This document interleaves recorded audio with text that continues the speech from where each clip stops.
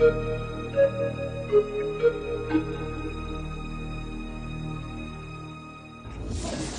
karena papa seniman dan waktu itu juga masih muda gitu ya, dan mami yang mualaf, sejujurnya kehidupan keluarga mungkin tidak terlalu islami gitu ya, artinya biasa-biasa aja gitu ya. Saya ingat, tapi saya punya kecenderungan yang saya juga nggak tahu dari mana gitu. GR-nya agak soleh gitu ya dari kecil gitu. Jadi bahwa ketika kami puasa justru godaan yang berat itu datang dari mami gitu. Karena kalau saya diajak ke pasar, saya sama kakak saya, mami akan nawarin, kamu capek ya, kamu lapar ya, kamu haus ya, kamu mau es kelapa muda, mau mie ayam, mau bakso gitu. Sehingga godaan buat kami yang waktu itu masih kecil jadi kenapa dari mami. Dari SD itu alhamdulillah selalu dapat ranking pertama waktu itu. Sebetulnya ranking kedua. Tapi kemudian saya gegar otak, kata orang malah berkah gitu ya. Karena setelah gegar otak itu saya dapat ranking 1, seterusnya sampai pernah jadi pelajar terbaik waktu SD, kemudian ranking juara umum di SMP, sampai saya SMA masih juara 1, dan kuliah juga melalui jalur PMDK waktu itu, jadi nggak melalui si Penmaru, nggak melalui tes.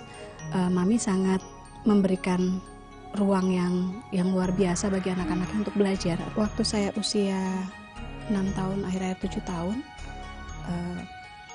saya kena gegar otak.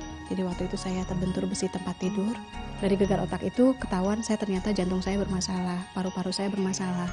Saya ingat satu hal bahwa mami itu nggak pernah ngeluh gitu.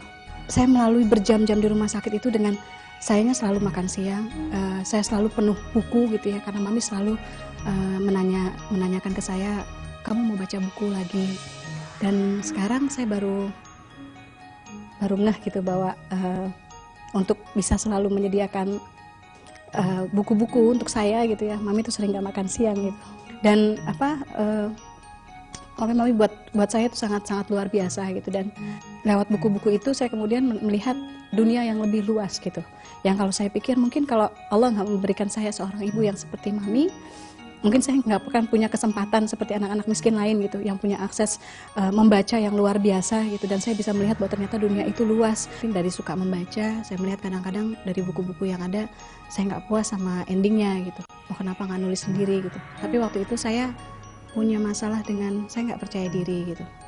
Sudah sempat memenangkan lomba nasional pun saya masih nggak percaya diri gitu. Tapi terakhir saya melihat menulis ini sebagai media berjuang gitu. Ketika sudah mulai berjalan saya menulis, saya melihat ya barangkali jalan ini yang Allah berikan kepada saya gitu.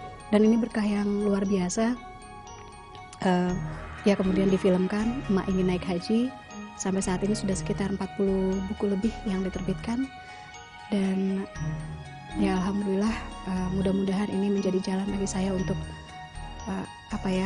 saya akan terus menulis gitu. Karena buat saya menulis itu adalah cara saya bersyukur gitu kepada Allah atas pemberiannya yang telah memberikan saya seorang ibu yang luar biasa, keluarga yang luar biasa. Saya punya kakak yang juga sangat mendorong, sangat sportif.